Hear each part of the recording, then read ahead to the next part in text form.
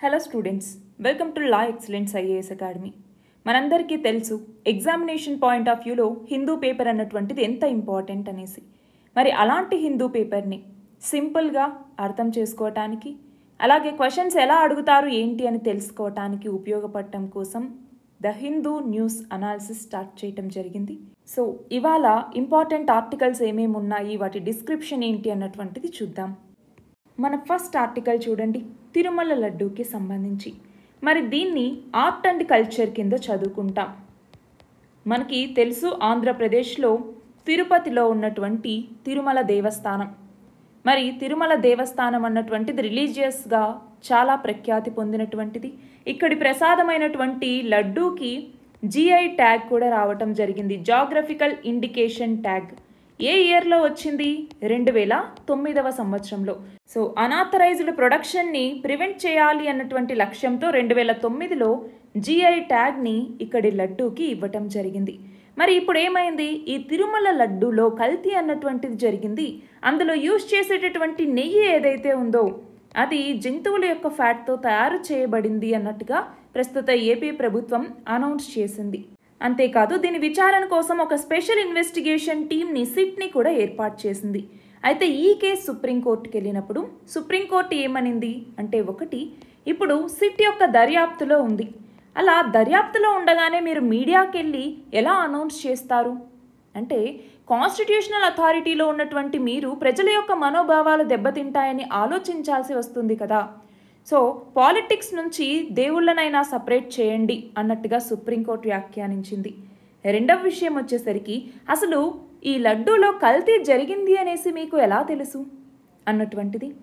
3, ఇక్కడ కల్తీ జరిగింది అనేసి ఒక ల్యాబ్ రిపోర్ట్ ఇవ్వగానే అలా అనౌన్స్ చేశారు, ఓకే, కానీ అలా అనౌన్స్ చేసే ముందు ఇంకొన్ని ల్యాబ్స్లో టెస్ట్ చేయించాలి కదా. ఇలాంటి చాలా ప్రశ్నలు అన్నటువంటివి తలెత్తాయి. బట్ ఇప్పుడైతే సుప్రీంకోర్టు ఏం తీర్పిస్తుంది అన్నటువంటి చూడాలి. అంతేకాకుండా ఇప్పుడు ఏమైంది, ఇక్కడ స్వతంత్రంగా దర్యాప్తు అన్నటువంటిది చేయాలా వద్దా మీరు చెప్పండి అన్నట్టుగా కేంద్రాన్ని సుప్రీంకోర్టు అడిగిందనమాట. సో ఈ నేపథ్యంలో మనకి ఇక్కడ టెంపుల్ ఆర్కిటెక్చర్ అన్నటువంటిది ఒకటి ఇంపార్టెంట్. మనం చూస్తే చోళులు, విజయనగరాకి సంబంధించినటువంటి రాజులు, వీళ్ళందరూ కూడా ఇక్కడ ఆర్కిటెక్చర్కి చాలా కాంట్రిబ్యూషన్ని అందించటం జరిగింది. ఈ టెంపుల్ ఆర్కిటెక్చర్ ఏ స్టైల్కి సంబంధించినటువంటిది? Dravidian style of architecture. Dravidian style of architecture. మరి తిరుమల అన్నటువంటిది ఏ హిల్స్లో భాగంగా ఉంది? శేషాచలం హిల్స్. శేషాచలం హిల్స్లో భాగంగా ఉంది.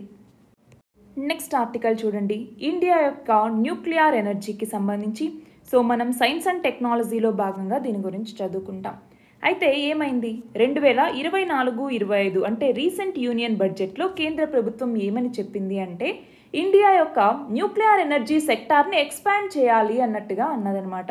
అది కూడా ఏ మోడ్లో అంటే పబ్లిక్ ప్రైవేట్ పార్ట్నర్షిప్ మోడ్లో. మరి దీని కింద ప్రైవేట్ సెక్టార్తో పార్ట్నర్షిప్ని తీసుకురాబోతున్నారు. దేనికోసం అంటే, ఒకటి వచ్చేసరికి భారత్ స్మాల్ రియాక్టర్స్ అనేసి ఉంటాయి. ఈ భారత్ స్మాల్ రియాక్టర్స్కి సంబంధించి రీసెర్చ్ అండ్ డెవలప్మెంట్లోను, అలాగే భారత్ స్మాల్ మాడ్యులర్ రియాక్టర్స్ అనేసి ఉంటాయి, వీటికి సంబంధించి రీసెర్చ్ అండ్ డెవలప్మెంట్.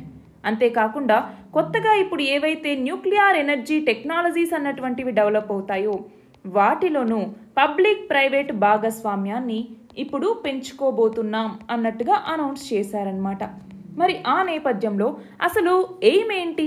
న్యూక్లియర్ ఎనర్జీకి సంబంధించి ఏ ఎయిమ్తో దీన్ని అనౌన్స్ చేశారు అంటే, మనకి ఆల్రెడీ తెలుసు 2030వ సంవత్సరానికల్లా మనకున్నటువంటి రెన్యూబుల్ ఎనర్జీ కెపాసిటీ లేదా non fossil fuel based energy కెపాసిటీని 500 గిగావాట్లకి పెంచుకోవాలి అన్నట్టుగా మనం లక్ష్యంగా పెట్టుకున్నాం. ఎప్పుడు అంటే COP26 గ్లాస్గోలో జరిగింది. మరి ఈ నేపథ్యంలో మనకి న్యూక్లియర్ ఎనర్జీకి సంబంధించి మన భారతదేశంలో ఏమేం చట్టాలు ఉన్నాయి, యాక్ట్స్ అన్నటువంటివి కనుక మనం చూస్తే, ఒకటి వచ్చేసరికి న్యూక్లియర్ ఎనర్జీకి సంబంధించి అటామిక్ ఎనర్జీ యాక్ట్ అన్నటువంటిది ఉందన్నమాట. అటామిక్ ఎనర్జీ యాక్ట్ ఏ సంవత్సరంలో తీసుకొచ్చారు? 1962వ సంవత్సరం. మళ్ళీ దీనికి 1987లో అమెండ్మెంట్స్ చేశారనమాట. సో ఇది మన భారతదేశంలో అటామిక్ ఎనర్జీకి సంబంధించి దాని యొక్క ప్రొడక్షన్ కావచ్చు, అలాగే ఈ అటామిక్ ఎనర్జీ యొక్క డెవలప్మెంట్ అన్నటువంటిది కావచ్చు, యూజ్ కావచ్చు, అలాగే డిస్పోజల్ అన్నటువంటిది కావచ్చు, వీటన్నింటికి సంబంధించి చూసుకునేటటువంటి చట్టం అటామిక్ ఎనర్జీ చట్టం అన్నటువంటిది. అయితే ఇప్పుడు మన భారతదేశంలో న్యూక్లియర్ ఎనర్జీకి సంబంధించి ఇన్ఫ్రాస్ట్రక్చర్ ఏదైతే ఉంటుందో ఆ ఇన్ఫ్రాస్ట్రక్చర్ని ఎవరు కంట్రోల్ చేస్తారు అంటే, ఒకటి డిపార్ట్మెంట్ ఆఫ్ అటామిక్ ఎనర్జీ అన్నటువంటిది, డిఏఈ అన్నటువంటిది. రెండవది nuclear power corporation of India limited, NPCIL అన్నటువంటివి. ఇవి రెండు చూసుకుంటున్నారు. అయితే ఇప్పుడు ప్రైవేట్ సెక్టార్ని తీసుకురావాలి ఇందులోకి అనుకుంటున్నారు, బాగానే ఉంది. మరి ఇప్పటిదాకా ప్రైవేట్ సెక్టార్ అన్నటువంటిది లేదా అంటే ఉంది. కానీ ఇప్పటిదాకా ఏంటి అంటే మనకి న్యూక్లియర్ ఎనర్జీని వాడేటప్పుడు అందులో రియాక్టర్స్ అనేసి ఉంటాయా? సో ఆ రియాక్టర్స్కి సంబంధించి ఓన్లీ ఈపీసీ పర్పస్ కోసం. ఈపీసీ అంటే ఏంటి? Engineering, procurement and construction. So engineering, procurement అలాగే కన్స్ట్రక్షన్ పర్పసెస్కి మాత్రమే ఇప్పటిదాకా పబ్లిక్ కాకుండా ప్రైవేట్ భాగస్వామ్యం అన్నటువంటిది ఉంది. సో ఇప్పుడు మనకి ఇక్కడ న్యూక్లియర్ ఎనర్జీలో ప్రైవేట్ పార్టిసిపేషన్ తీసుకురావాలి అంటే దానికి మనకున్నటువంటి అడ్డంకులేంటి, వాటిని తొలగించుకోవటానికి ఏం చేయాలి, ఇవి మనకి తెలియాలి. సో ఇప్పుడు మనకి ఎలాంటి ఛాలెంజెస్ ఉన్నాయి దీనివల్ల అంటే, ఒకటి వచ్చేసరికి సేఫ్ గార్డ్ అన్నటువంటిది చాలా ఇంపార్టెంట్. మనకి న్యూక్లియర్ ఎనర్జీకి సంబంధించి సేఫ్ గార్డ్స్ కనుక తీసుకోకపోతే అది విపరీత పరిణామాలకు దారితీస్తుంది.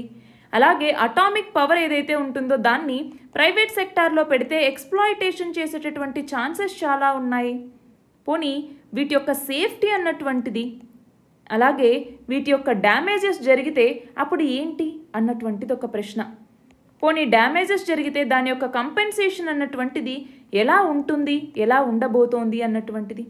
అంతేకాకుండా ఈ న్యూక్లియర్ ఎనర్జీకి సంబంధించి ఏమైనా వైలేషన్స్ అన్నటువంటివి వచ్చాయి అనుకోండి, అంటే for example absolute liability principle కావచ్చు, పొల్యూటర్ ప్రైస్ ప్రిన్సిపల్, వీటన్నిటికీ ఏమైనా వైలేషన్స్ అనేవి వస్తే సో అప్పుడు ఎలా చేయాలి అన్నటువంటి ఇవన్నీ ఛాలెంజెస్ మనకున్నాయి. కానీ ఇప్పుడు మనం చూస్తుంటే మన ఎయిమ్ అన్నటువంటిది చాలా పెద్దగా ఉంది. ఏంటి, 2030 కల్లా 500 గిగావాట్లకి మన యొక్క నాన్ ఫాజిల్ ఫ్యూయల్ ఎనర్జీ కెపాసిటీని పెంచుకోవాలి అని. మరి అంతేకాదు న్యూక్లియర్ ఎనర్జీకి సంబంధించి చాలా ఇంటెన్సివ్ ఇన్ఫ్రాస్ట్రక్చర్ అన్నటువంటిది అవసరం అవుతుంది, అవునా? సో ఈ ఇంటెన్సివ్ ఇన్ఫ్రాస్ట్రక్చర్ని ఏర్పాటు చేయాలన్నా చాలా స్కిల్డ్ ఫోర్స్ అనేది అవసరం అవుతుంది. సో ఈ స్కిల్డ్ ఫోర్సెస్ని తీసుకోవాలి అన్నా చాలా రిస్క్ అన్నటువంటిది ఉంటుంది ఫిజికల్ రియాక్షన్స్ జరిగినప్పుడు. సో వాటిని మనం ఎదుర్కోవాలి అన్నా వీటన్నింటికి సంబంధించి మనం ప్రైవేట్ పార్టిసిపేషన్ అన్నటువంటిది తీసుకోవచ్చు. సో ఇప్పుడు ఏంటి, ఫర్ ఎగ్జాంపుల్ ఒక 51% గవర్నమెంటే ఉంచుకొని మిగతాది ప్రైవేట్ సెక్టార్కి ఇచ్చిందే అనుకోండి, అప్పుడు ఏమవుతుంది? రెస్పాన్సిబిలిటీ, ఓనర్షిప్, అకౌంటబిలిటీ ఇవన్నీ కూడా గవర్నమెంట్ చేతుల్లోనే ఉంటాయి. ఓన్లీ దానికి సంబంధించి ప్రాసెస్ మాత్రం ప్రైవేట్ పార్ట్నర్షిప్లో ఉంటుందన్నమాట. సో దానివల్ల మనకి ఇన్వెస్ట్మెంట్ వస్తుంది, ఇన్ఫ్రాస్ట్రక్చర్ క్యాపబిలిటీస్ పెరుగుతాయి, స్కిల్డ్ వర్క్ ఫోర్స్ అవైలబుల్గా ఉంటుంది, అవునా? మన యొక్క డెవలప్మెంట్కి కూడా ఇది సాధ్యపడుతుంది. సో ఎప్పుడైనా ఒక కంట్రీలో ఎనర్జీ జనరేషన్ అన్నటువంటిది ఆ కంట్రీ యొక్క ఎకనామిక్ డెవలప్మెంట్ని నిర్ణయిస్తుంది. మరి ఆ నేపథ్యంలో ఇప్పుడు ఏం చేయాలి? దీనికి కావాల్సినటువంటి లెజిస్లేటివ్ మరియు పాలసీ చేంజెస్ని తీసుకొచ్చి సేఫ్ గార్డ్ మెజర్స్ని ఎన్ష్యూర్ చేస్తూ ప్రైవేట్ భాగస్వామ్యాన్ని కనుక పెంచుకుంటే మన ఎకనామిక్ డెవలప్మెంట్ అన్నటువంటిది కూడా సాధ్యపడుతుంది. నెక్స్ట్ ఆర్టికల్ చూడండి, ఇండియా సిల్వర్ డివిడెండ్ అంటున్నారు. అంటే ఇక్కడ ఎల్డర్లీ పెరుగుతోంది, వయోవృద్ధులు పెరుగుతూ ఉన్నారు అన్నటువంటి నేపథ్యంలో ఈ ఆర్టికల్. మరి దీన్ని దేని కింద చదువుకుంటాము? సోషల్ జస్టిస్ అన్నటువంటి టాపిక్ కింద చదువుకుంటాం. మరి ఇక్కడ ఏంటి అంటే భారతదేశంలో ఎల్డర్లీ పాపులేషన్ అన్నటువంటిది పెరుగుతోంది. ఆ నేపథ్యంలో దీనికి చాలా రీజన్స్ ఉన్నాయి. అలాగే ఎల్డర్ పాపులేషన్ పెరగటం వల్ల చాలా ప్రాబ్లమ్స్ ఎదుర్కోవచ్చు. అలానే వీటికి మనం గనక సరిగ్గా ఉపయోగించుకుంటే దీన్ని మనం ఒక రీసోర్స్ లాగా, అంటే మనకి ఛాలెంజ్ని ఒక ఆపర్చునిటీ లాగా మార్చుకోవచ్చు అన్నటువంటి నేపథ్యంలో ఈ ఆర్టికల్ అన్నమాట. మరి ఇక్కడ ఎల్డర్లీ అంటే ఎవరు? ఎల్డర్లీ అంటే మనకి 60 నుంచి 74 సంవత్సరాల లోపు ఉన్నటువంటి వాళ్ళని WHO ఎల్డర్లీ అనేసి క్లాసిఫై చేయటం జరిగింది. సో ఇప్పుడు మన భారతదేశంలో ఎల్డర్లీ పీపుల్ పెరుగుతున్నారు అన్నాం. మరి దానికి కాంట్రిబ్యూట్ చేసేటటువంటి ఫ్యాక్టర్స్ ఏంటి అంటే ఒకటి వచ్చేసరికి హెల్త్ కేర్ సర్వీసెస్ అన్నటువంటివి ఎక్కువగా అందుతూ ఉన్నాయి. టెక్నాలజీ పెరగటం వల్ల హెల్త్ కేర్ సెక్టార్ అన్నటువంటిది ఇంప్రూవ్ అయింది. సో ఈ హెల్త్ కేర్ బెనిఫిట్స్ అన్నటువంటివి, ఈ సర్వీసెస్ అన్నటువంటివి అందించటం వల్ల మన దేశంలో ఎల్డర్లీ పాపులేషన్ పెరుగుతుంది. అంతేకాదు లివింగ్ కండిషన్స్ అన్నటువంటివి కూడా ఇప్పుడు చాలా ఇంప్రూవ్ అయ్యాయి ఇంతకు ముందుతో కంపేర్ చేసుకుంటే. అంటే క్లీన్ వాటర్ కావచ్చు, శానిటేషన్ కావచ్చు, న్యూట్రిషన్ పెరగటం కావచ్చు, వీటన్నింటి వల్ల కూడా ఇంకొంచెం ఎక్కువ కాలం బతుకుతూ ఉన్నారు. అలాగే ఫర్టిలిటీ రేట్ అన్నటువంటి తగ్గుతోంది. ఫర్టిలిటీ రేట్ అన్నటువంటి తగ్గుతోంది అంటే ఏంటి? ఫర్ ఎగ్జాంపుల్ ఫ్యామిలీ ప్లానింగ్ చాలా ప్రోగ్రామ్స్ని గవర్నమెంట్స్ తీసుకొస్తూ ఉంటాయి. దాని ప్రకారం ఇంతకు ముందుతో కంపేర్ చేసుకుంటే ఇప్పుడు టోటల్ ఫర్టిలిటీ రేట్ అన్నటువంటి తగ్గుతూ వస్తుంది. దానివల్ల ఏమవుతుంది? పాపులేషన్ గ్రోత్ అన్నటువంటిది కంట్రోల్ అవుతుంది. సో ఓల్డ్ ఏజ్ పాపులేషన్ అన్నటువంటిది పెరుగుతూ వస్తుంది. ఇప్పుడు మనం గమనిస్తే 60+ ఇయర్స్ ఉన్నటువంటి వాళ్ళ షేర్ చూస్తే 2031 నాటికల్లా మన భారతదేశంలో 13.2% మంది వీళ్ళుంటే 2050వ సంవత్సరం వచ్చేటప్పటికి వాళ్ళ యొక్క షేర్ 19%కి పెరగబోతోంది. మరి ఈ నేపథ్యంలో ఇలా వృద్ధుల యొక్క జనాభా పెరిగితే ఉండేటటువంటి ప్రాబ్లమ్స్ ఏంటి? దీనికి ఎలాంటి సొల్యూషన్స్ని గవర్నమెంట్ తీసుకొచ్చింది, ఎలాంటి ఇనిషియేటివ్స్ని తీసుకొచ్చింది, ఇవి మనకి తెలియాలి. మరి మన భారతదేశంలో ఇలాగా వయోవృద్ధుల యొక్క సంఖ్య పెరిగితే ఎలాంటి ప్రాబ్లమ్స్ ఫేస్ చేయాల్సి వస్తుంది అంటే మనందరికీ తెలుసు, మనకి ఏజ్ పెరుగుతున్నటువంటి కొద్దీ డిసీజెస్ కూడా పెరుగుతూ ఉంటాయి అనేసి. సో హెల్దీ లైఫ్ స్టైల్ అన్నటువంటిది లేకపోవటం వల్ల డిసీజెస్ యొక్క బర్డన్ అన్నటువంటిది పెరుగుతుంది. అలానే దానివల్ల ఏమవుతుంది? హెల్త్ కేర్ కన్జంప్షన్ అన్నటువంటిది పెరుగుతుంది. అవునా? గవర్నమెంట్ ఎక్కువగా వాళ్ళ యొక్క హెల్త్ కేర్ మీద ఖర్చు పెట్టాల్సి వస్తుంది. అలానే ఎల్డర్లీ పీపుల్లో డిప్రెషన్ సిమ్టమ్స్ అన్నటువంటివి ఎక్కువ కనపడుతూ ఉంటాయి. సో ఆ సిమ్టమ్స్ అన్నటువంటి ఒకటి. అట్లానే చాలామందికి ఎకనామిక్గా సెక్యూరిటీ అన్నటువంటిది ఉండదు. అది కూడా ఒక ప్రాబ్లంగానే ఉంటుంది. ఎకనామిక్ ఇన్సెక్యూరిటీస్ అంటాం. ఎకనామిక్ ఇన్సెక్యూరిటీ అన్నటువంటిది. అట్లానే ఈ ఏజ్ పెరుగుతూ ఉన్నటువంటి కొద్దీ వాళ్ళకి కేర్ అన్నటువంటిది అందించాలి. సో ఆ సీనియర్ కేర్ అన్నటువంటిది కూడా సరిగ్గా అందట్లేదు. ఇలా చాలా ప్రాబ్లమ్స్ని వీళ్ళు ఎదుర్కొంటూ ఉన్నారు. మరి ఈ నేపథ్యంలో సొల్యూషన్స్ ఏంటి? ఏమేమి తీసుకొచ్చింది గవర్నమెంట్? ఫర్ ఎగ్జాంపుల్ ఇక్కడ మనం గమనిస్తే ఒకటి హెల్త్ లిటరసీ అన్నటువంటిది వీళ్ళలో ఇంప్రూవ్ చేయాలి అనేసి. అంతేనా? హెల్త్ లిటరసీ అన్నటువంటిది పెంచారు అనుకోండి, అప్పుడు ఏమవుతుంది? మరింత మందికి హెల్త్ అన్నటువంటిది చేరువవుతుంది. ఫర్ ఎగ్జాంపుల్ ఆయుష్మాన్ ఆరోగ్య మందిర్ అనేసి తీసుకురావటం జరిగింది. సో ఆయుష్మాన్ ఆరోగ్య మందిర్ ద్వారా ఏం చేస్తారు? వీళ్ళకి కావాల్సినటువంటి ప్రివెంటివ్, రిహాబిలిటేటివ్ కాంపోనెంట్స్ అన్నీ కూడా కవర్ అవుతాయన్నమాట. రెండవది వచ్చేసరికి హెల్త్ కేర్కి సంబంధించి ఇన్ఫ్రాస్ట్రక్చర్ని పెంచాలి. అంతేనా? ఎలాంటి ఇన్ఫ్రాస్ట్రక్చర్? ఫర్ ఎగ్జాంపుల్ టెలికమ్యూనికేషన్ అన్నటువంటిది పెంచారనుకోండి, దాని ద్వారా టెలికన్సల్టేషన్ అన్నటువంటిది పెరుగుతుంది. సో దూరంలో ఉన్నా కూడా వాళ్ళకి ఈ మెడికల్ సేవలు అన్నటువంటివి అందుతాయి. రెండవది స్కిల్డ్ వర్క్ ఫోర్స్ ఉండాలి. అవునా? స్కిల్డ్ వర్క్ ఫోర్స్ అన్నటువంటిది ఉంటే వాళ్ళ యొక్క జీవితకాలం ఇంకొంత వరకు పెరిగేందుకు అవకాశం అన్నటువంటిది ఉంటుంది ఎల్డర్లీకి సంబంధించి. అట్లానే కెపాసిటీ బిల్డింగ్ అన్నటువంటిది చేపట్టాలి. మనకి దేంట్లో అయినా కూడా కెపాసిటీ బిల్డింగ్ అన్నటువంటిది చాలా ఇంపార్టెంట్. అట్లానే ఒక ఫిజికల్ హెల్తే కాదు, మెంటల్ హెల్త్కి సంబంధించినటువంటి సర్వీసెస్ని కూడా అందుబాటులోకి తీసుకురావాలి.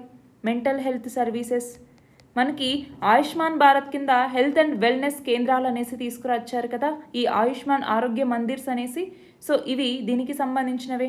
అంతేకాదు ఇప్పుడు వాళ్ళలో న్యూట్రిషన్ రిలేటెడ్ సర్వీసెస్ని కూడా అందించాల్సినటువంటి అవసరం అన్నటువంటిది ఉంది. అంతేనా?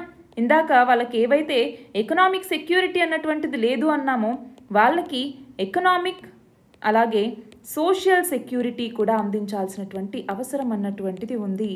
మరి దీనికి ప్రకారం మనం చూస్తే ఈ ఆయుష్మాన్ భారత్ ప్రధానమంత్రి జన్ ఆరోగ్య యోజన కింద ఏమైంది? ఇప్పుడు ఇంతకుముందు 5 లక్షల రూపాయలు పర్ ఫ్యామిలీ, 5 లక్షల రూపాయలు పర్ ఫ్యామిలీ ఏం చేసేవాళ్ళు? ఇన్సూరెన్స్ని ఇచ్చేవాళ్ళు. కానీ ఇప్పుడు కొత్తగా ఏం చేశారు? 70+ ఇయర్స్ ఉంటే అలాంటి ఎల్డర్లీ పీపుల్ కోసం ఇంకొక 5 లక్షల రూపాయల ఎక్స్ట్రా ఇన్సూరెన్స్ని కల్పిస్తూ ఉన్నారు. సో ఈ 5 లక్షల రూపాయల పరిధిలో ఆల్రెడీ ఉన్నటువంటి ఎల్డర్లీ పీపుల్ కూడా ఇప్పుడు అదనంగా ఇంకో 5 లక్షల రూపాయల బెనిఫిట్ని పొందటానికి ఇది వీలు కల్పిస్తోంది. అంతేకాదు డిజిటల్ అడాప్షన్ అన్నటువంటిది కూడా మనకి ఇంకొకటి ఇంపార్టెంట్. సో డిజిటల్ అడాప్షన్ అన్నటువంటిది, సో టెలికన్సల్టేషన్, ఇవి దీని కిందికి తీసుకురావచ్చు. మరి వీటి కోసం గవర్నమెంట్ చాలా ఇనిషియేటివ్స్ తీసుకొచ్చింది. ఎలాంటి ఇనిషియేటివ్స్ తీసుకొచ్చింది? ఆల్రెడీ ఇప్పుడు మనం కొన్నింటిని చదువుకున్నాం, అవునా? ఫర్ ఎగ్జాంపుల్ ఆయుష్మాన్ భారత్ అన్నాము. ఆయుష్మాన్ భారత్ గురించి ఇప్పుడే చూసాం కదా. ఆయుష్మాన్ భారత్ కింద ఏం చేశారు? ఇన్సూరెన్స్ని అందిస్తూ ఉన్నారు. అలానే ఈ ఆయుష్మాన్ ఆరోగ్య మందిర్స్ అనేసి తీసుకొస్తూ ఉన్నారు. సో ఇవొకటి. అట్లానే సాక్రెడ్ పోర్టల్ అనేసి ఎల్డర్లీ కోసం తీసుకురావటం జరిగింది. అట్లానే సేజ్ అనేటటువంటి ఒక ఇనిషియేటివ్ని తీసుకొచ్చారు. Senior care ageing growth engine అని కూడా పిలుస్తూ ఉంటాం. ఇది కాకుండా 2007వ సంవత్సరంలో ఒక చట్టాన్ని తీసుకొచ్చారు. అది ఏంటి అంటే పేరెంట్స్ మరియు సీనియర్ సిటిజన్స్ యొక్క మెయింటెనెన్స్ మరియు వెల్ఫేర్కి సంబంధించి. So parents and senior citizens యొక్క మెయింటెనెన్స్ అండ్ వెల్ఫేర్, దీనికి సంబంధించిన చట్టం the maintenance and welfare of parents and senior citizens act 2007 అంటాం. ఇది కాకుండా ఇంకా ఏం తీసుకొచ్చారు? రాష్ట్రీయ వయోశ్రీ యోజన అనేసి తీసుకొచ్చారు. రాష్ట్రీయ వయోశ్రీ యోజన అనేసి, అలాగే integrated programme for older persons అనేసి తీసుకొచ్చారు. సో వీటన్నింటి ద్వారా ఏంటి అంటే ఎల్డర్లీ పీపుల్కి చాలా ఛాలెంజెస్ ఉన్నాయి. ఆ ఛాలెంజెస్ని అడ్రస్ చేస్తే కనుక మనము దాన్ని ఒక ఆపర్చునిటీ లాగా క్రియేట్ చేసుకోవచ్చు. సో హెల్త్కి సంబంధించి సోషల్, ఎకనామికల్, అలాగే డిజిటల్ డొమైన్స్లో వీళ్ళ యొక్క ప్రాబ్లమ్స్ని సాల్వ్ చేస్తే మనకి మన యొక్క ఎకనామిక్ డెవలప్మెంట్లో వీళ్ళ యొక్క కాంట్రిబ్యూషన్ ఎంతగానో పెరుగుతుంది అని చెప్పడం కోసం, అవేర్నెస్ని క్రియేట్ చేయడం కోసం మనం ప్రతి సంవత్సరం అక్టోబర్ 1వ తేదీని ఇంటర్నేషనల్ డే ఆఫ్ ఓల్డర్ పర్సన్స్గా జరుపుకుంటాం. మరి ఈ సంవత్సరం థీమ్ ఏంటో తెలుసా? ఓల్డర్ పర్సన్స్ వరల్డ్ వైడ్గా ఎవరైతే ఉన్నారో వాళ్ళకి కేర్ మరియు సపోర్ట్ సిస్టమ్ని అందించాలి, వాళ్ళు డిగ్నిటీతో బతికేలాగా చేయాలి అన్నటువంటిది ఈ సంవత్సరం యొక్క థీమ్. నెక్స్ట్ ఆర్టికల్ చూడండి. ఇంటర్నేషనల్ రిలేషన్స్కి సంబంధించి మనము ఈ ఆర్టికల్ని చదువుకుంటాం. అది ఏంటి అంటే ఇజ్రాయెల్ అన్నటువంటిది లెబనాన్లో ఉన్నటువంటి హెజ్బొల్లా స్థావరాల మీద దాడులు చేస్తోంది.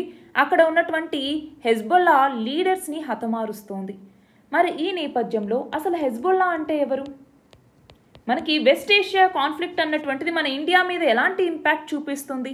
ఇది మనకి ఎగ్జామ్ పాయింట్ ఆఫ్ వ్యూలో ఇంపార్టెంట్. సో హెజ్బొల్లా అన్నటువంటిది 1982లో ఫామ్ అయిందనమాట, ఒక షియా రెసిస్టెంట్ గ్రూప్గా. అంటే ఇరాన్ అన్నటువంటి దీనికి సపోర్ట్ ఇచ్చింది. అంతకుముందు ఇజ్రాయెల్ లెబనాన్ మీద ఇన్వేజన్ చేసిందనమాట. దాని తర్వాత ఈ హెజ్బొల్లా అన్నటువంటిది ఫామ్ అయింది. సో హిస్టారికల్గా మనం చూస్తే దాదాపు అన్ని సంవత్సరాల నుంచి కూడా దాదాపు 40 సంవత్సరాల శత్రుత్వం అన్నటువంటిది ఇటు ఇజ్రాయెల్కి హెజ్బొల్లాకి మధ్య ఉంది. సో అసలు హెజ్బొల్లా యొక్క పర్పస్ ఏంటి అంటే ఇజ్రాయెల్కి అగెనెస్ట్గా రెసిస్టెన్స్ అన్నటువంటి చూపించటం, ఇజ్రాయెల్ని డిస్ట్రాయ్ చేయటం. సో ఇప్పుడు ఏమైంది అంటే మనందరికీ తెలుసు, ఇజ్రాయెల్ అలాగే పాలస్తీనాకి సంబంధించినటువంటి గాజా స్ట్రిప్లో ఉన్నటువంటి హమాస్ వీళ్ళకి మధ్య వార్ అన్నటువంటిది జరుగుతుంది అనేసి. సో వార్ జరుగుతూ ఉన్నప్పుడు ఏమైంది అంటే హెజ్బొల్లాలు ఇజ్రాయెల్ మీదికి కాల్పులు జరిపారు. అలాగే కింద మనకి యెమెన్ అన్నటువంటిది ఉంటుందన్నమాట. యెమెన్లో హౌతీ రెబెల్స్ అనేసి ఉంటారు. ఈ హౌతీ రెబెల్స్ ఏం చేశారు? ఇజ్రాయెల్ మీద దాడులు జరిపారు. సో దానికి ప్రతిగా ఇటు ఇజ్రాయెల్ అన్నటువంటిది యెమెన్ మీద దాడులు చేస్తూ వచ్చింది, ఇజ్రాయెల్ అన్నటువంటిది హెజ్బొల్లా మీద దాడులు చేస్తూ వచ్చింది. సో ఈ నేపథ్యంలో ఇప్పుడు ఇజ్రాయెల్ ఏం చేసింది?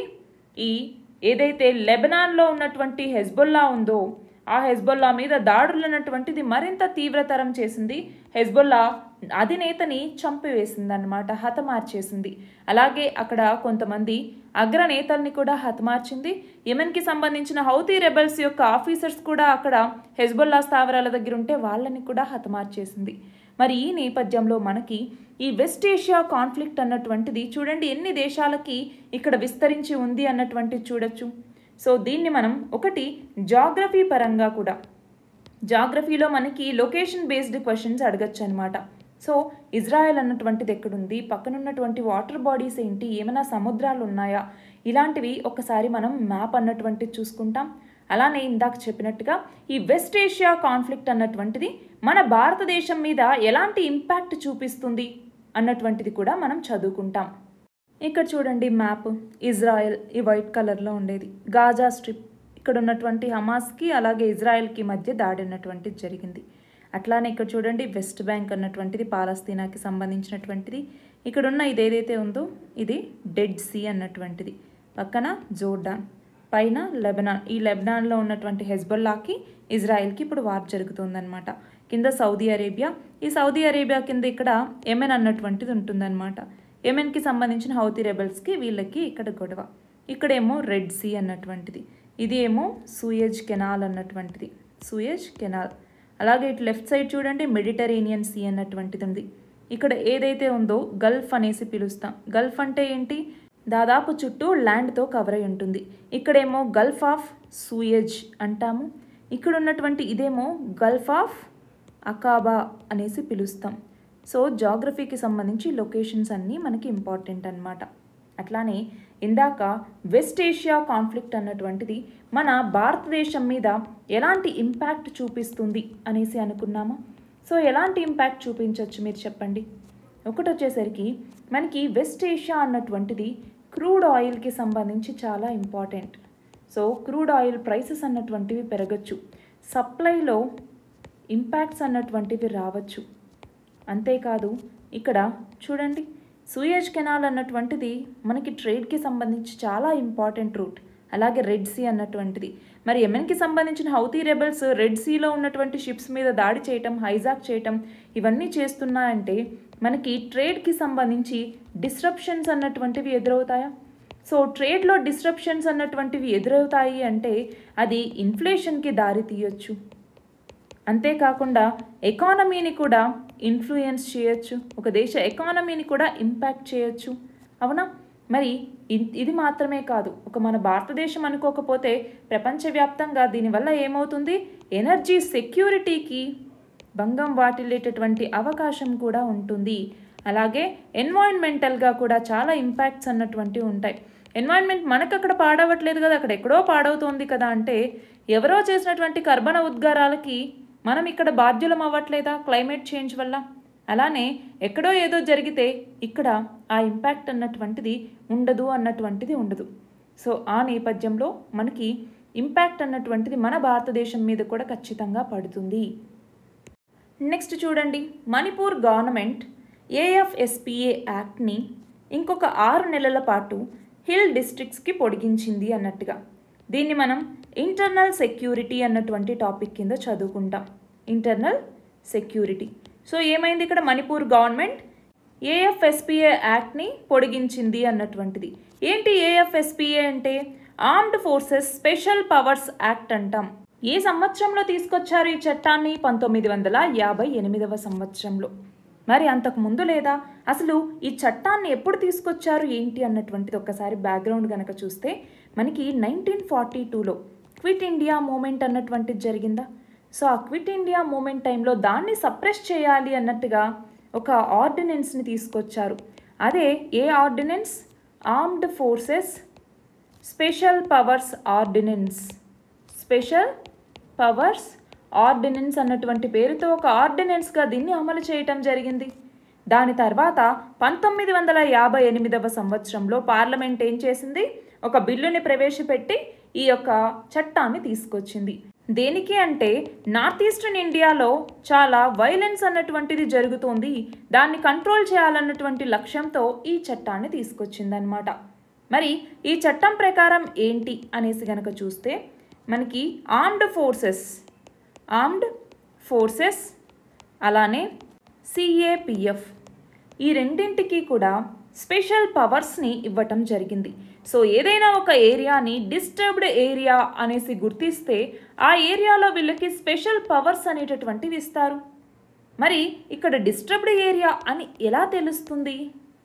పోనీ వీళ్ళకి ఎలాంటి స్పెషల్ పవర్స్ ఉంటాయి అనేసి చూస్తే వీళ్ళు ఎవరిని అయినా కూడా చంపచ్చు. అంతేకాదు ఎవరిని అయినా కూడా ముందస్తు నోటిఫికేషన్ లేకుండా అరెస్ట్ చేయొచ్చు, సర్చ్ వారెంట్ లేకుండానే వాళ్ళ యొక్క ఇళ్ళని సెర్చ్ చేయొచ్చు. అంతేకాదు వీళ్ళకి ప్రాసిక్యూషన్ నుంచి ప్రొటెక్షన్ అన్నటువంటిది ఉంటుంది. మనకి గవర్నమెంట్ యొక్క శాంక్షన్ లేకుండా వీళ్ళని ప్రాసిక్యూట్ చేయటానికి వీలన్నటువంటిది ఉండదు. సో ఇలాంటి స్పెషల్ పవర్స్ని ఈ చట్టం అన్నటువంటిది ఇచ్చిందనమాట. మరి ఇక్కడ డిస్టర్బ్డ్ ఏరియా అన్నాం. డిస్టర్బ్డ్ ఏరియా అనేసి అసలు ఎవరు చెప్తారు? డిస్టర్బ్డ్ ఏరియా అని ఎలా చూస్తారు అంటే ఇక్కడ మనకి నార్మల్గా సివిల్ పవర్, ఫర్ ఎగ్జాంపుల్ పోలీసులు ఎవరైతే ఉంటారో వాళ్ళ చేతుల్లో ఇంకా లేదు, కంపల్సరీ ఆర్మ్డ్ ఫోర్సెస్ అక్కడ ఇన్వాల్వ్ అవ్వాల్సినటువంటి అవసరం అన్నటువంటిది ఉంది అనిపించింది అనుకోండి, అలాంటి ఏరియాని మనకి డిస్టర్బ్డ్ ఏరియా అనేసి పిలుస్తారు. దీనికి సంబంధించి ఏఎఫ్ఎస్పిఏ చట్టంలో సెక్షన్ 3 అన్నటువంటిది చెప్తుందన్నమాట. సో దీన్ని ఎవరు డిక్లేర్ చేస్తారు అంటే సెంట్రల్ గవర్నమెంట్ డిక్లేర్ చేస్తుంది, అలానే స్టేట్స్ కూడా. స్టేట్స్ అంటే ఏంటి? ఇక్కడ ఆ స్టేట్కి సంబంధించినటువంటి గవర్నర్ కానీ లేకపోతే అక్కడ అడ్మినిస్ట్రేటర్ ఎవరైనా ఉంటే ఆ అడ్మినిస్ట్రేటర్ కానీ దీన్ని ఇలా అనౌన్స్ చేస్తారు. అంతేకాదు ఒక స్టేట్ మొత్తాన్ని డిస్టర్బ్డ్ ఏరియా అనొచ్చు, లేదా కొంత పార్ట్ని మాత్రం డిస్టర్బ్డ్ ఏరియా అనేసి ప్రకటించేటటువంటి అధికారం వీళ్ళకి ఉంటుంది. కానీ ఇక్కడ గుర్తుపెట్టుకోవాల్సింది ఏంటి అంటే ఈ చట్టాన్ని తీసుకొచ్చిన తర్వాత మనము ఒక ప్రాంతాన్ని డిస్టర్బ్డ్ ఏరియా అన్న తర్వాత ప్రతి 6 నెలలకు ఒకసారి, ఎవ్రీ 6 మంత్స్కి ఒకసారి రివ్యూ చేయటం అన్నటువంటిది నెససరీ. రివ్యూ చేసి కావాలంటే దాన్ని ఇంకొక 6 నెలల పాటు పొడిగించవచ్చు అనమాట. నెక్స్ట్ ఆర్టికల్ చూడండి, ఇండస్ట్రియల్ ప్రొడక్షన్కి సంబంధించి. దీన్ని మనం ఎకానమీలో చదువుకుంటాం. మరి మనకి మన భారతదేశంలో ఇండస్ట్రియల్ ప్రొడక్షన్ ఎలా ఉంది అనేసి తెలియజేయటం కోసం ministry of commerce and industry అన్నటువంటిది ఒక ఇండెక్స్ని ప్రిపేర్ చేస్తుంది. దాని పేరే ఇండెక్స్ ఆఫ్ ఇండస్ట్రియల్ ప్రొడక్షన్ అన్నటువంటిది. Index of industrial production. మరి ఈ ఇండెక్స్ ఆఫ్ ఇండస్ట్రియల్ ప్రొడక్షన్లో దాదాపు 40% వాటాని కేవలం 8 సెక్టార్సే కలిగి ఉన్నాయి. అందుకే ఈ 8 సెక్టార్స్ని ఏమని పిలుస్తారు? కోర్ సెక్టార్స్ అని పిలుస్తారనమాట. ఏంటి 8 సెక్టార్స్ అంటే కోల్, అలాగే క్రూడ్ ఆయిల్ అన్నటువంటిది, క్రూడ్ ఆయిల్ అంటాం కదా అది, అలాగే న్యాచురల్ గ్యాస్, పెట్రోలియంకి సంబంధించినటువంటి రిఫైనరీ ప్రొడక్ట్స్ ఏవైతే ఉంటాయో ఆ పెట్రోలియం రిఫైనరీ ప్రోడక్ట్స్ అన్నటువంటిది. ఇంకేమేమి ఉన్నాయి? ఫర్టిలైజర్స్, అలాగే స్టీల్, అలాగే సిమెంట్, మొత్తం 7 అయ్యాయా? ఇంకొకటి ఏంటి? ఎలక్ట్రిసిటీ. ఈ 8 కూడా మనం కోర్ సెక్టార్స్ అనేసి పిలుస్తాము. సో హైయెస్ట్ వెయిటేజ్ వీటిలో దేనికి ఉంటుంది అంటే రిఫైనరీ ప్రోడక్ట్స్కి ఉంటుంది, లోయెస్ట్ వెయిటేజ్ ఏమో జనరల్గా ఫర్టిలైజర్స్కి ఉంటుంది. సో ఇక్కడ ఏమంటున్నారు? కోర్ సెక్టార్ అవుట్పుట్ అన్నటువంటిది 42 నెలల్లో ఇప్పుడు ఫస్ట్ టైం తగ్గింది, అందులోనూ నెగిటివ్కి వచ్చింది. చూడండి, 2021 ఫిబ్రవరిలో మైనస్లలోకి వెళ్తే మళ్ళీ ఇప్పుడు 2024 ఆగస్టులో మైనస్లలోకి వెళ్ళింది.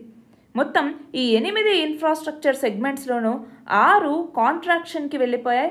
కానీ ఫర్టిలైజర్స్ అలాగే స్టీల్ ఇవి 2 మాత్రం ఇంకా కొంచెం పాజిటివ్గానే ఉన్నాయి అన్నట్టుగా ఇక్కడ చెప్తున్నారనమాట. నెక్స్ట్ చూడండి, ఇది కూడా ఎకానమీకి సంబంధించినటువంటిది. ట్రేడ్ డెఫిసిట్ అన్నటువంటిది పెరుగుతోంది, దానివల్ల ఇండియా యొక్క కరెంట్ అకౌంట్ డెఫిసిట్ కూడా వైడన్ అవుతోంది అన్నట్టుగా ఇక్కడ చెప్తున్నారు. సో మరి మనకి ఈ నేపథ్యంలో ఏం తెలియాలి? అసలు ట్రేడ్ డెఫిసిట్ అంటే ఏంటి? అట్లానే కరెంట్ అకౌంట్ డెఫిసిట్ అన్నాం, కరెంట్ అకౌంట్ డెఫిసిట్ అంటే ఏంటి? ఇవి తెలియాలి. మరి దీనికన్నా ముందు మనకి బ్యాలెన్స్ ఆఫ్ పేమెంట్స్ అన్నటువంటిది తెలియాలన్నమాట. ఏంటి బ్యాలెన్స్ ఆఫ్ పేమెంట్స్ అంటే? సింపుల్గా చెప్పాలంటే ఇది ఒక రికార్డ్. దేనికి సంబంధించిన రికార్డ్ అంటే మన భారతదేశంలో ఉన్న రెసిడెంట్స్కి అలాగే రెస్ట్ ఆఫ్ ద వరల్డ్కి జరిగే ఎకనామిక్ ట్రాన్సాక్షన్స్ ఏవైతే ఉంటాయో ఆ ఎకనామిక్ ట్రాన్సాక్షన్స్కి సంబంధించినటువంటి ఒక రికార్డే ఈ యొక్క బ్యాలెన్స్ ఆఫ్ పేమెంట్స్ అన్నటువంటిది అని మనం అనుకోవచ్చు. మరి దీంట్లో 2 రకాలు ఉంటాయి. అందులో ఒకటి వచ్చేసరికి క్యాపిటల్ అకౌంట్ అనేసి అంటాం, రెండవది వచ్చేసరికి కరెంట్ అకౌంట్ అనేసి పిలుస్తాం, కరెంట్ అకౌంట్ అనేసి. మరి క్యాపిటల్ అకౌంట్లో ఏమేమి ఉంటాయి అంటే మనకి ఫారిన్ ఇన్వెస్ట్మెంట్స్ అన్నటువంటివి వస్తూ ఉంటాయి కదా, ఆ ఫారిన్ ఇన్వెస్ట్మెంట్స్ అన్నటువంటివి ఇందులో భాగంగా ఉంటాయి. అంటే for example FDI foreign direct investment కావచ్చు, ఫారిన్ పోర్ట్ఫోలియో ఇన్వెస్ట్మెంట్ ఎఫ్పిఐ అన్నటువంటిది కావచ్చు, ఇలాంటివన్నీ. అది కాకుండా మనం ఏదైనా ఎక్స్టర్నల్ అసిస్టెన్స్ తీసుకున్నామనుకోండి, ఎక్స్టర్నల్ ఎయిడ్ అన్నటువంటి తీసుకున్నామనుకోండి, అలాంటివి. అంతేకాకుండా ఏమైనా డిపాజిట్స్ అన్నటువంటివి ఉన్నా లేదా బారోయింగ్స్ అన్నటువంటి వేరే దేశాల నుంచి తెచ్చుకున్నా సో అలాంటివన్నీ కూడా మనకి క్యాపిటల్ అకౌంట్ కిందికి వస్తాయన్నమాట. రెండవది కరెంట్ అకౌంట్. ఈ కరెంట్ అకౌంట్లో ఏమేమి ఉంటాయి అంటే గూడ్స్కి సంబంధించి ట్రేడ్ అంటే ట్రేడ్ ఆన్ గూడ్స్ అంటాం. అలాగే ట్రేడ్ ఇన్ సర్వీసెస్ అనేసి పిలుస్తాం. సర్వీసెస్కి సంబంధించినటువంటి ట్రేడ్ కావచ్చు. అట్లానే ట్రాన్స్ఫర్ ఆఫ్ పేమెంట్స్ అంటే ఏంటి? ఫర్ ఎగ్జాంపుల్ మనకి రెమిటెన్సెస్ అనేసి వస్తూ ఉంటాయా, అట్లానే డొనేషన్స్ అని గిఫ్ట్స్ అని వస్తూ ఉంటాయా, ఇవన్నీ కూడా కరెంట్ అకౌంట్ కిందికి వస్తాయి. అలానే మనం పే చేసే ఇంట్రెస్ట్ కావచ్చు, డివిడెండ్ కావచ్చు, ఇవన్నీ కరెంట్ అకౌంట్ కిందికి వస్తాయి. సో ఇక్కడ ఏమంటున్నాము? కరెంట్ అకౌంట్ డెఫిసిట్ అంటున్నాము. అవునా? ఇక్కడ కరెంట్ అకౌంట్ డెఫిసిట్ అంటున్నాం అంటే ఏంటి? కరెంట్ అకౌంట్లో మనకి లోటు అన్నటువంటిది ఉంది అని. అలానే ఇక్కడ ట్రేడ్ డెఫిసిట్ అంటున్నాం అంటే ట్రేడ్లో లోటు ఉంది అని. సో ట్రేడ్లో లోటు ఉంది అంటే ఏంటి? ఇక్కడ మన భారతదేశం నుంచి ఏవైతే ఇంపోర్ట్స్ అన్నటువంటివి వెళ్తూ ఉన్నాయో వాటికి, అలాగే ఎక్స్పోర్ట్స్ ఏవైతే వెళ్తూ ఉన్నాయో వాటికి మధ్య డిఫరెన్స్ అంటే కాస్ట్ డిఫరెన్స్ని చూసినప్పుడు మనకి లోటు ఉన్నిందనుకో దాన్ని ట్రేడ్ డెఫిసిట్ అంటాం. అదే మనకి సర్ప్లస్ ఉన్నిందనుకో ట్రేడ్ సర్ప్లస్ అంటాం. రెండు ఈక్వల్గా ఉన్నాయనుకోండి ట్రేడ్ ఈక్విలిబ్రియం అంటాం. సేమ్ అదే ఇక్కడ కూడా అంటే కరెంట్ అకౌంట్ డెఫిసిట్లో పార్టే ట్రేడ్ డెఫిసిట్ అన్నటువంటిది. సో ఇక్కడ కరెంట్ అకౌంట్ డెఫిసిట్ అంటే ఏంటి? ఇక్కడ ఒక దేశం యొక్క గూడ్స్ మరియు సర్వీసెస్కి సంబంధించి ఇంపోర్ట్స్కి అలాగే ఎక్స్పోర్ట్స్కి మధ్య వచ్చేటటువంటి ఆ వాల్యూ డిఫరెన్స్ ఉంటుంది చూసారా, దాన్నే కరెంట్ అకౌంట్ అనేసి పిలుస్తూ ఉంటాం. అందులో కనుక మనకి నెగిటివ్ బ్యాలెన్స్ వస్తే కరెంట్ అకౌంట్ డెఫిసిట్ అంటాము. అదే మనకి పాజిటివ్ బ్యాలెన్స్ ఉంటే కనుక కరెంట్ అకౌంట్ సర్ప్లస్ అనేసి పిలుస్తాం. సో ఇక్కడ ఆర్టికల్లో ఏమంటున్నారు? ట్రేడ్ డెఫిసిట్ పెరుగుతోంది, దాంతో కరెంట్ అకౌంట్ డెఫిసిట్ కూడా పెరుగుతోంది అంటున్నారు. అంతేనా? నెక్స్ట్ చూడండి, కరెంట్ అఫైర్స్కి సంబంధించి ఒక టాపిక్ ఏంటి అంటే దాదాసాహెబ్ ఫాల్కే అవార్డు 2022వ సంవత్సరానికి సంబంధించి మిథున్ చక్రవర్తి ఈయనకి ఈ దాదాసాహెబ్ ఫాల్కే అవార్డు అన్నటువంటిది అనౌన్స్ చేయటం జరిగింది. మరి దాదాసాహెబ్ ఫాల్కే అవార్డు, దాదాసాహెబ్ ఫాల్కే అవార్డు, ఈ అవార్డు గురించి కనుక మనం తెలుసుకుంటే ఈ అవార్డు అన్నటువంటిది మనకి ప్రతి సంవత్సరం నేషనల్ ఫిల్మ్ అవార్డ్స్ అనేసి ఇస్తారనమాట. నేషనల్ ఫిల్మ్ అవార్డ్స్, అందులో ఇది కూడా భాగం. ఈసారి 70వ నేషనల్ ఫిల్మ్ అవార్డ్స్ ఫంక్షన్ అన్నటువంటిది జరగబోతోంది. మరి దాదాసాహెబ్ ఫాల్కే అవార్డుని ఎవరి పేరు మీదుగా ఇస్తూ ఉన్నారు అంటే దుందిరాజ్ గోవింద్ ఫాల్కే, దుందిరాజ్ గోవింద్ ఫాల్కే ఈయన యొక్క పేరు మీదుగా ఈ అవార్డుని ఇస్తూ ఉన్నారు. ఎవరు ఈయన అంటే father of Indian cinema, Indian సినిమాకి పితామహుడు అనేసి వర్ణిస్తూ ఉంటామన్నమాట. మనం చూస్తే ఫస్ట్ టైం 1913వ సంవత్సరంలో రాజహరిశ్చంద్ర అన్నటువంటి ఒక సినిమాని తీసుకురావటం జరిగింది. అలా మన భారతదేశానికి మొదటి సినిమాని అందించినటువంటి వ్యక్తి ఈయన. మరి ఈ దాదాసాహెబ్ ఫాల్కే అవార్డు ఏదైతే ఉందో దీన్ని ఎవరికి ఇస్తారు అంటే ఎవరైతే ఇండియన్ సినిమా యొక్క గ్రోత్ మరియు డెవలప్మెంట్లో అవుట్ స్టాండింగ్ కాంట్రిబ్యూషన్ని అందిస్తారో వాళ్ళకి ఈ యొక్క అవార్డుని అందిస్తారు. మరి ఫస్ట్ విన్నర్ ఎవరు దాదాసాహెబ్ ఫాల్కే అవార్డుకి సంబంధించి 1969వ సంవత్సరంలో ఫస్ట్ విన్నర్ అనే వాళ్ళని ప్రకటించారనమాట. అది కూడా 17th నేషనల్ ఫిల్మ్ అవార్డ్స్లో భాగంగా. మరి ఆ ఫస్ట్ విన్నర్ ఎవరు అన్నటువంటిది మీరు కామెంట్ సెక్షన్లో ఆన్సర్ చేయండి. అయితే ఇప్పటిదాకా 74 మందికి ఈ దాదాసాహెబ్ ఫాల్కే అవార్డ్స్ని ప్రకటించారు. అందులో 74వ వ్యక్తే ఈ యొక్క మిథున్ చక్రవర్తి. ఇవి ఇవాల్టి important articles. All the very best and thank you very much.